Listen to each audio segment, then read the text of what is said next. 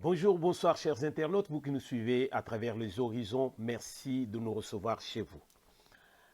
Aujourd'hui, nous sommes encore là dans vos écrans, non, sur vos écrans et dans vos maisons juste pour que nous puissions partager ensemble Makambo Oyo Itali Mboka na biso.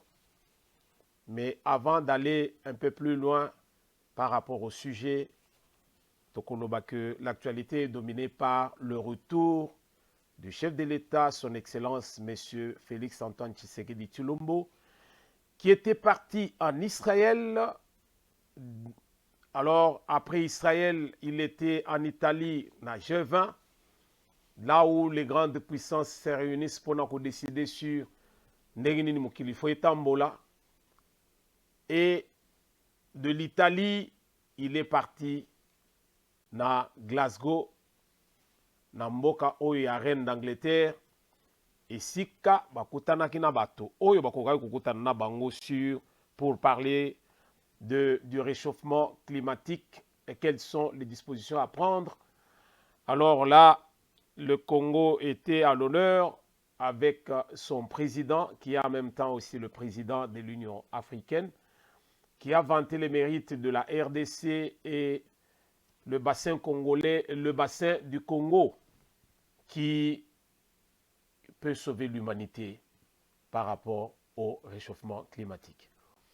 Alors, ce sont des sujets aussitôt lundi, mais nous saluons au moins ce qui est nouveau, c'est que le retour du chef de l'État, après périple Oyo, Oememie, moi Mikolo, pendant ce temps, Namboka, Makambope Zotambola, Ndenge Zotambola. Alors, lelo, tolamuki, Ndenge Bozomona, titre Nabiso, to komi yango ndenge to mesana ko komate, po mayele silibiso. Nous manquons de mots et nous ne savons plus quoi faire et quoi dire. Voilà pourquoi tout ce titre au boy. Bando ki basilite, bafuluki nde. Allez-y comprendre. Peuple congolais, makambo toujours vivre na mboka na biso et komi koloka. Lombo ayembi alobi bino penza na kamwe bino. Bolungwe na kindoki na Afrique boke na nguti na mboka mundele. Mais kindoki aipa na biso eleki. Eleki na mayela mundele asala avion ezo pumbwa biso tout tozo kote tozo ken. Mais makambo ezoleka na Congo okosa l'avion pendant 50 ans avion wane ko pumbwa kaka te. Po bandoki baleki. Bandoki baleki.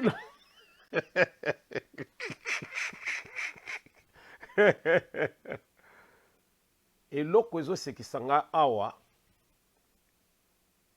ezali tokolobela makambo mibale. Est de la République par rapport à entrée ya ba rebelle wana bakotaki o baseme panique na côté wana na Est de la République et puis tokolobela muke likambo ya seni makambo mibale wana nde tokosolo lelo. Toke na vif du sujet pour dire que bando ki basilite nde bafuluki. Bande ko makambo ezoleka na Est de la République ezolekela bato. Un bon nombre d'individus armés va envahir ville ya Bukavu. Alors, panique générale, bato wana baza ba rebelle. Alors, ndenge bakoteli na ville. D'où viennent-ils ces gens? Et pendant qu'ils sont entrés, na mboka na biso bayi kokoma ti na kati ya Bukavu. Où était la police? Il y a Bukavu. Où étaient nos militaires? Où étaient les services de renseignement? Voilà ma question moko yotokumituna pour que yona ngai tome ko réfléchir toloba makambuni nezoye la biso na mboka na biso comment nous pouvons faire pour que Tome quand un peu qu'on respirer parce que les Cambouais de la République est comme aussi les Sabiso Mayel. Nazo lenga to réfléchir. Cette fois-ci, tu retiens ma vidéo pour que non, tu vas réfléchir par rapport à la vidéo non. To solo la makamu ndenge zali. Yo nanga. Yo mutozo yo kanga lelo. Nazo lenga to la musa conscience na biso. To réfléchir. Qu'est-ce qui se passe réellement na RDC par rapport à Makamozo le na Est de la République? Qu'est-ce qui se passe réellement là-bas? Mokonzi mboka ke ko beta kuna ba presque un mois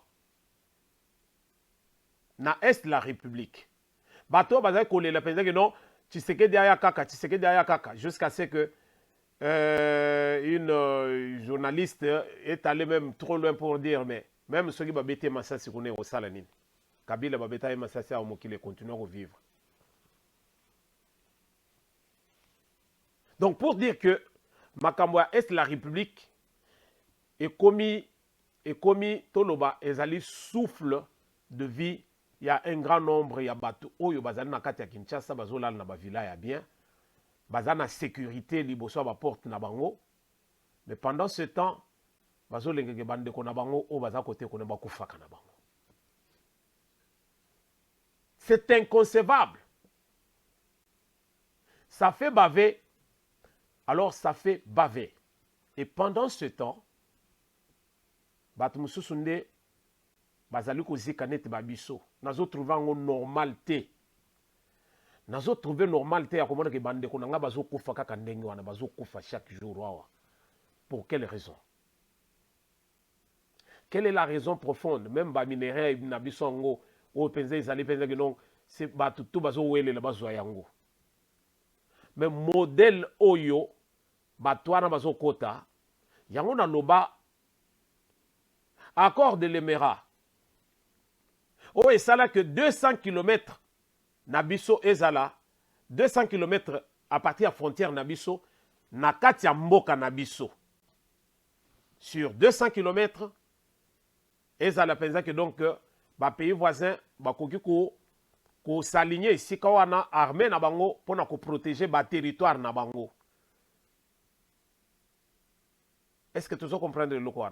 Bachango dans la constitution.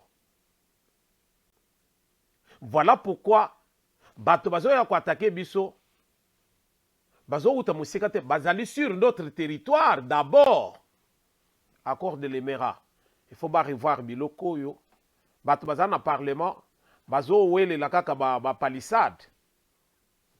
Bazo wele la makamususu. Bangwana bazo bomana. Pour non positionnement. Mais, qui est celui-là qui pense? Il y a Kolobakino. Par exemple, il y a Salaire, il y a Kabila, il faut tout revoir en haut. Avantage au PC Batunyo soit na que non. Bakoki Kovanda wana, même s'il n'est plus au pouvoir, il peut bénéficier de ceci, de cela, de ceci, de cela, toute sa famille, blablabla. Biloko Bisonyo Sotoyebi. Qui est celui-là au Parlement? Oyo, aya penzana motion. Il y a modèle wana pour que Bamega Kotala. Qui? Et pendant ce temps, le peuple a dû souffrir. Pendant ce temps, à l'est de la République, Batubazo Koufa.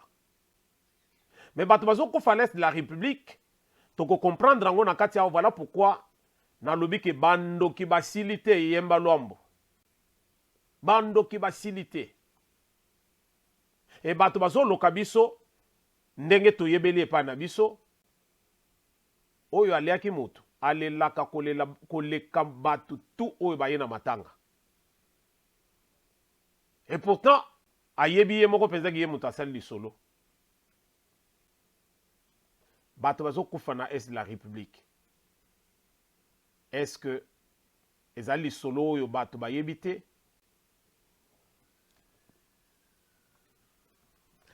Présence ya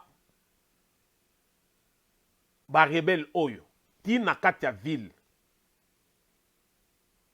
likambo ya lemera oyo nazo loba nazo bandela. J'avais parlé d'un sujet oyo jusqu'à ce jour namoni réplique te. Nalobaki awa bato bazo se rendre bango moko. Awa bato bazo ya penza boy non biso totiki manduki tokoti. Bozwa biso bo réinsérer biso. Bato nyonso bazo kota wana est baza ba congolais. Lingala Swahili c'est connu de tout le monde, même Mundele Azolobango. Comment allez-vous savoir que bato nyonso bozo récupérer wana baza ba congolais et qu'un jour ils ne peuvent pas être en danger? Banyamulenge bango wana na Banyarugabo et autres bango wana bakomi ko réclamer mabele ya Minembwe. Lelo tozo solo likambo ya est de la République. Les solos ici la kate.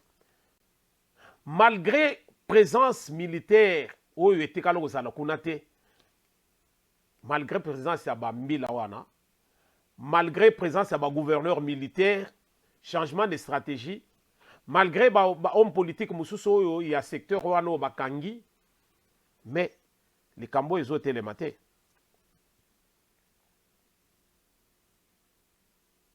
Ces intrus bazo reculer face à cela. Présence militaire sans leur dire rien. Qu'est-ce que cela veut dire? Ça fait plus de 20 ans que guerre oyo ezali. Et la population à l'est de la République bazo vivre toujours dans l'insécurité. Ça fait plus de 20 ans. Et depuis que Félix Tshisekedi est au pouvoir, masolo yo basolo li yango jusqu'à ce que alobi non, trop c'est trop. Alors il était temps de passer à l'action. État de siège. Lelo état de siège ezali. Mais, et l'autre mon côté. Ba population ya côté kuna bande kuna ngai bolanda. Bolanda nga bien. La population à l'est de la République les a divisés. Les uns sont pour l'état de siège. Ils ont rassuré Bango. Il y a au moins de l'assurance. Parce que, comme il vivre au bazar, vivre Kalaté. Ça fait un beau bout de temps que va vivre en c'est-à-dire que Bazo s'est retrouvé. Ils peuvent se promener et retourner et dormir. Mais les autres sont contre présence militaire dans le secteur Oyo, dans l'Est de la République. Ils sont contre l'état de siège. Alors, je veux poser la question. Yo, Olandaka, la pensée TV. Nazo lingana tuna yo eloromoko. Comment tu peux vouloir une chose et son contraire? Une question que je pose, et ça dépend que tu réfléchir là-dessus. Bande koya kotoyo bazole la butumoi. Pourquoi? Parce que les leurs sont en train de mourir, bazoya ko attaquer bango, bazali ko vivre dans l'insécurité totale. Mais la population pourtant est divisée, c'est-à-dire qu'il y a de ceux qui ne veulent pas que l'état de siège soit.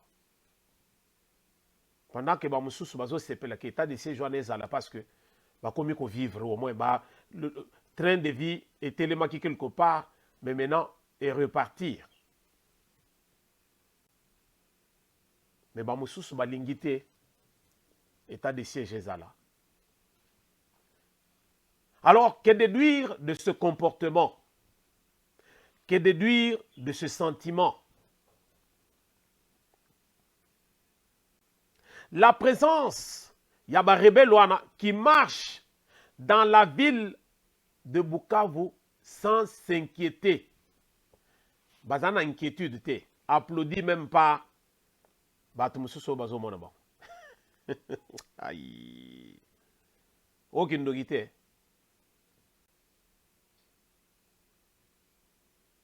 Aucune dogité. Zaiko balobi ini bouloji. Aucune dogité. Oyo kindokité.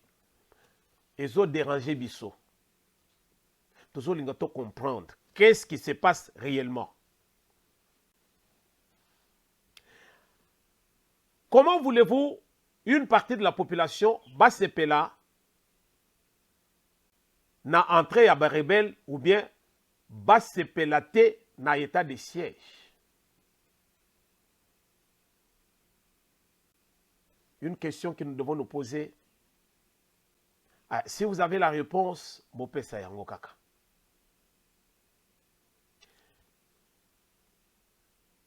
Est-ce une complicité entre population bango na bango juste pour na kosakana na bato oyo biso tozobenga pezaki donc joke de mauvais goût, c'est-à-dire plaisanterie de mauvais goût. Alors plaisanterie de mauvais goût.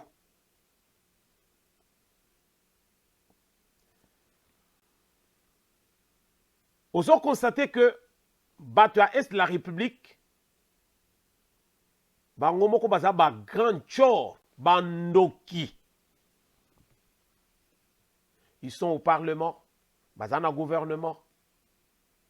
Sur le terrain, Kuna, Oyo Penza Basi Batelemisa Modegawana, ou qui sont dans des combines, Bazana ba business ya Moukete. Présence maintenant militaire avec l'état de siège, ils ont arrangé Bangote.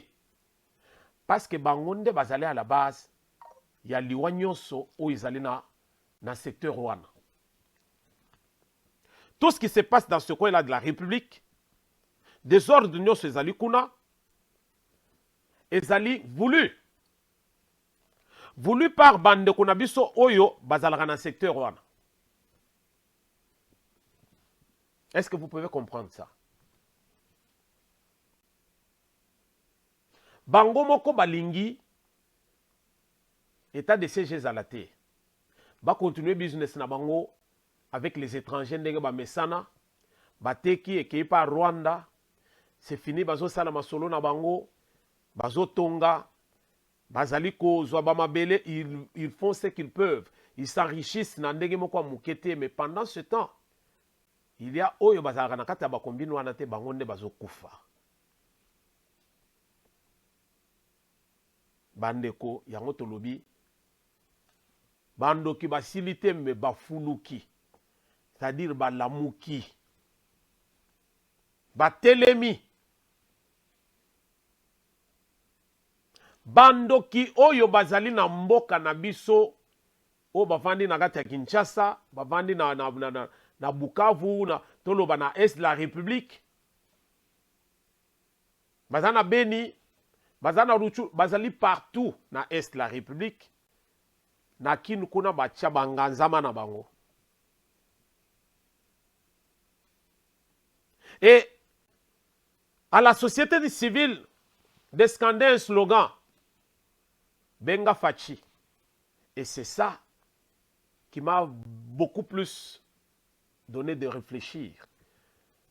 Matière à réflexion na slogan Oyo, il y a la soi-disant société civile où ils allaient côté kuna. Bazo scander slogan moko Benga Fachi. C'est-à-dire que babomi bakeko tamola na balabala balobi Benga Fachi. C'est-à-dire que bino bokanisi que même ce qui est donc Fachi ayako ko ça le bilan ya état de siège na ye ezo bangisa nango bisote. Malgré état de siège, biso toujours opéré. Voilà pourquoi il y a toujours des meurtres là-bas. C'est-à-dire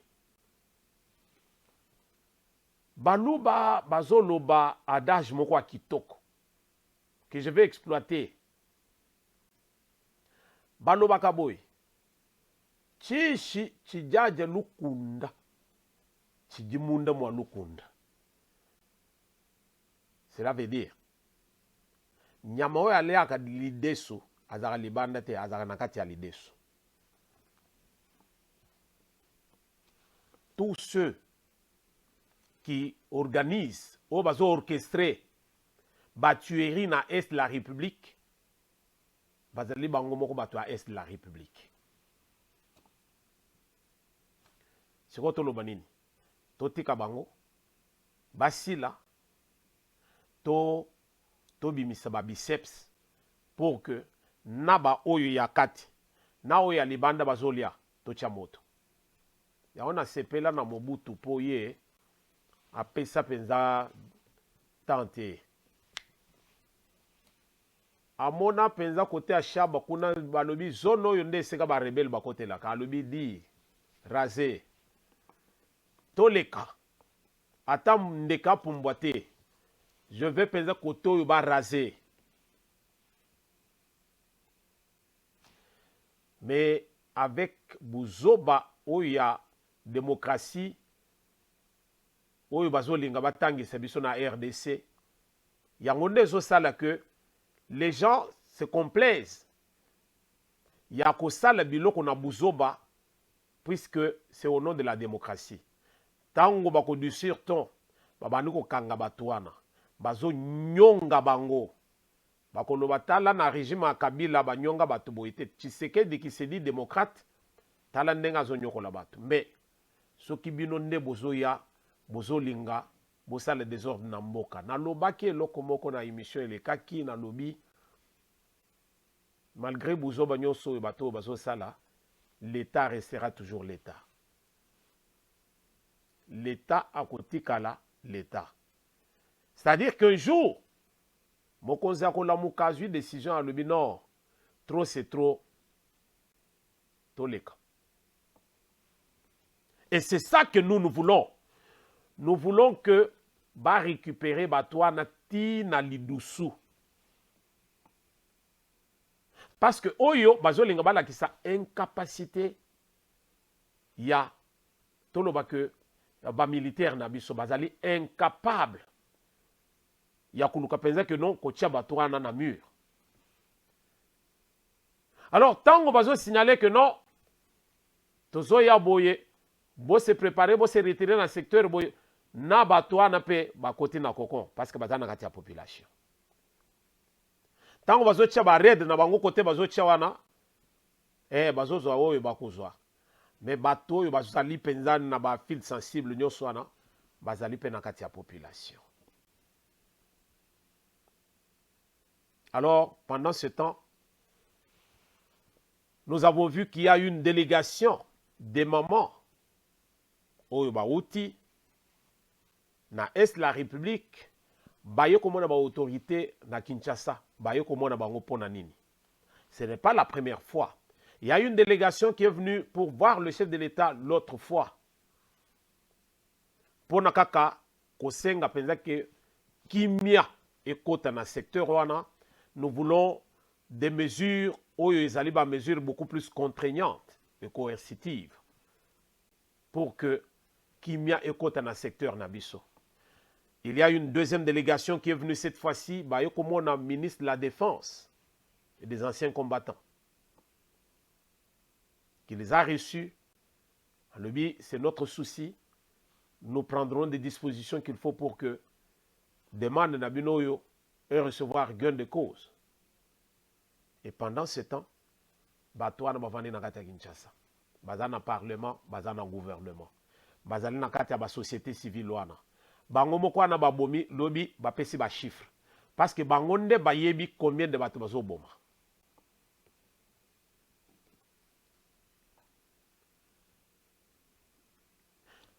Tout ça là ndenge nini.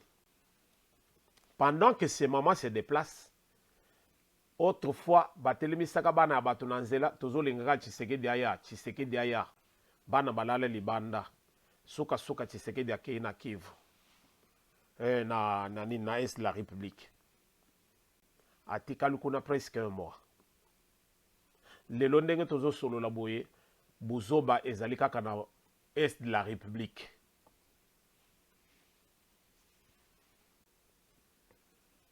Kabila na régime na ye bayebi loko basalaki. Kabila, un Rwandais de père et de mère, il se retrouve na RDC, aye mission na ye, commandité à partir à Rwanda na Kagame pour asilisa RDC mayele. Baboma ba généraux na biso nyonso, point stratégique nyonso armée bazwa bazo contrôler armée na biso mi biso tozaka na Kidiba.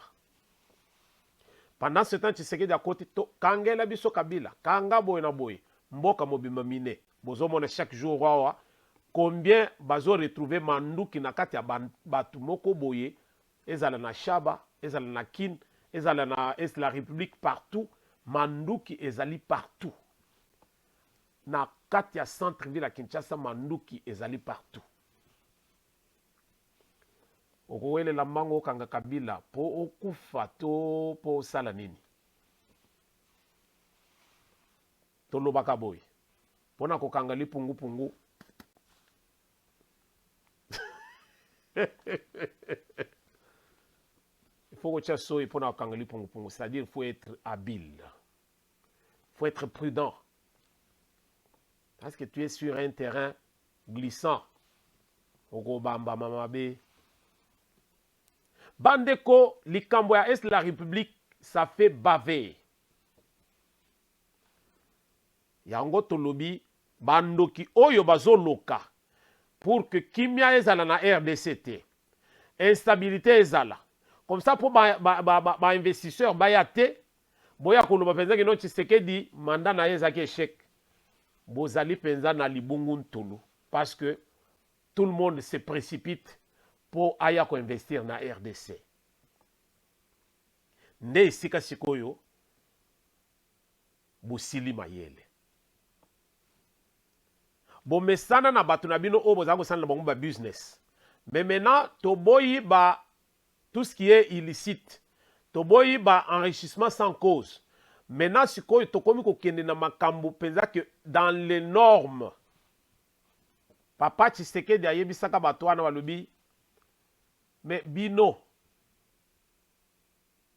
nde boyebi coltan biso tozaka na coltan mais toyeba kango te tina nango te mais ceux qui bozolinga coltan entrer par la grande porte tosala un contrat boyeba ndenge ko exploiter parce que biso tozali nango mais toyebi tina nango te bino ndenge boyebi tina nango boya bo créer emploi awa baboyaka guerre wana kuna nkunda batwara metina bangomba kuna koto ba James Kabarebe et tout nzokande na kati wana banyaruga boy ba oyo mususu oyo alinga ya koma chef de l'état ya Minembwe.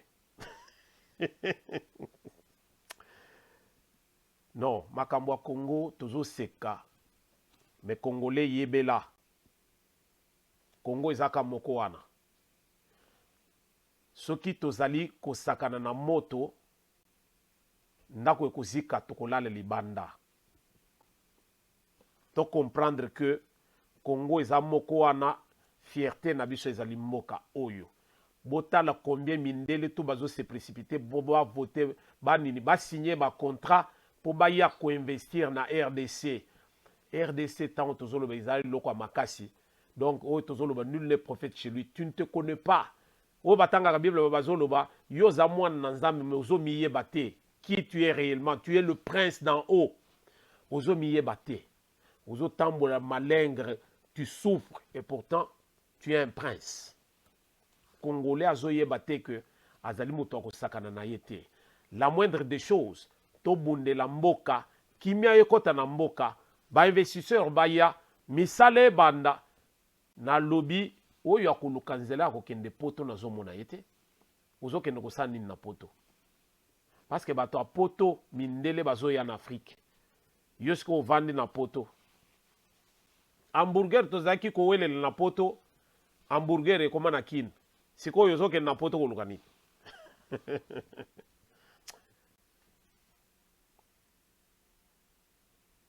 Comment voulez-vous que toya ko aider bato ya Est de la République? Pendant que bato ya Est de la République bazali ba chauve-souris. Peuple congolais, bolanda makambo na zoloba. Bato à Est de la République, bazaba chauve-souris. Majorité ya bato ya Est de la République, bazaba chauve-souris. Azoli anayo, na moi, na butu, abimi, akomi ngembo. Ale na yo na moi, na butu, grand chor. Azo bima bomi na ndenga mukete. Na moi yewa na avandi na sans état zomela likaye moko boyo akenda oboyebi eloko asalaka te mais azali na biloko ebele, aza na mbongo ebele, mais makambo nini asalaka tozoyeba te. C'est à vous de comprendre. Alors,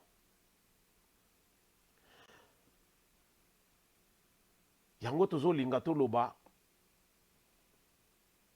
toganga bazoloba epai na biso soki omoni ndoki belela. Soki omoni ndoki belela. Bato ya est de la République oyo baza na gouvernement, oyo baza na parlement, soki bosi boyebi ke ba oyo nde bazosala eloko boye. Na bamboka mundele, na États-Unis, bako landela, soko zali avec, tu as des problèmes pas, bako landati na village na bino. Bako yeba nani azanani. Bokanga batu nyonso wana. Il y a un des rebelles oyo bakangaki mwasi na ye. Il s'est rendu. Hein? Ah, comment on faisait que non, linu na ye penza, donc mwasi na ye, c'est ezali richesse pour na ye. Comment on que mwasi, il s'est rendu. Soko monindoki belela. Là, c'est le duc de la pensée qui parle. Totiki dossier oyo, tozongi mokena seni, pour te clôturer. Bandeko, likambo seni, eza likambo muke te.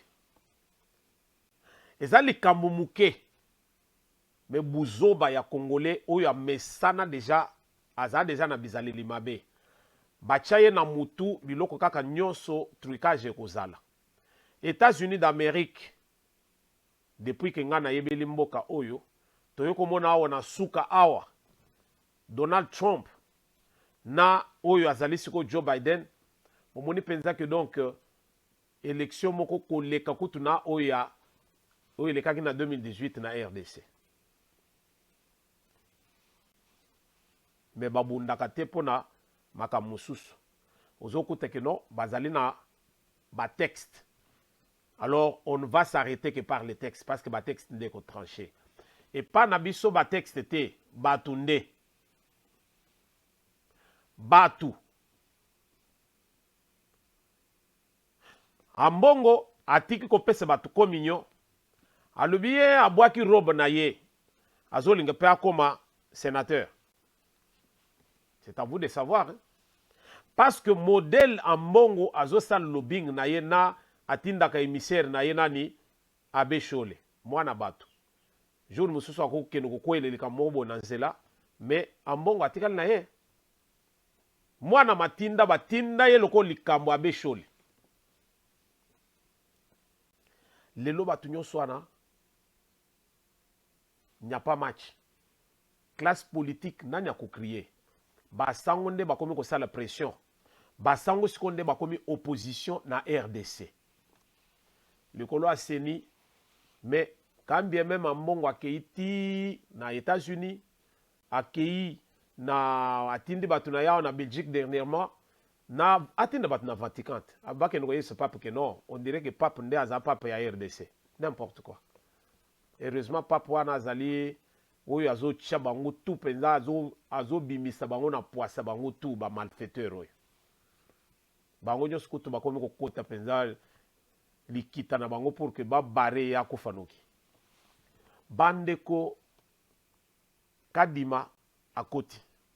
Na lobaka que il y avait quelqu'un qui avait vu plus loin que son nez Otozo Benga, Jean-Pierre Bemba. Aïe, ça va non, tout se surpassé, aux abiloko, au côté les morans, nous devons avancer. Nous pouvons attaquer tant que nous que non, il n'y a rien qui fonctionne. Mais les choses sont sur les rails. Pourquoi nous devons nous battre? Comme je disais, bazo tergiversé au jour le jour, et pendant ce temps, ce sont eux qui gagnent dans le temps. Et tant que ce qu'on a tant mouqué pour la élection, que non, on n'avait pas tout réglé. Tout qu'on installé bureau à Seni, le temps ça la loi électorale et tout, qu'on ça la liste électorale et autres, toujours retard, élection aux années 2025. Non. Wane kokoma que non, glissement et ça limite ibisa ki binonin. Oh, Tshisekedi ayebisi bango alobi non non. Je ne vais pas perdre le temps. Bozwa mutu na 2022 na suka. Bozwa ye sikoyo na 2023 ba élection il faut ezala. Donc ezali na mutu na yete que non glissement non. Alors ici quand on a bato bazali ko tergiverser basili mayele. Bayebite quoi faire. Et là ça pose maintenant des problèmes. Voilà pourquoi tous les gens qui bando qui facilité. Mais je salue encore une fois, sortie médiatique, il y a président Jean-Pierre Bemba Azolo Banini. Nazo paraphrasé par là où il a terminé. À lobby, l'ambition n'a qu'à faire et à CENI. L'ambition est d'avoir une CENI forte et non un président de la CENI fort. Bozomona sikoyo ba politicien chevronné bango wana.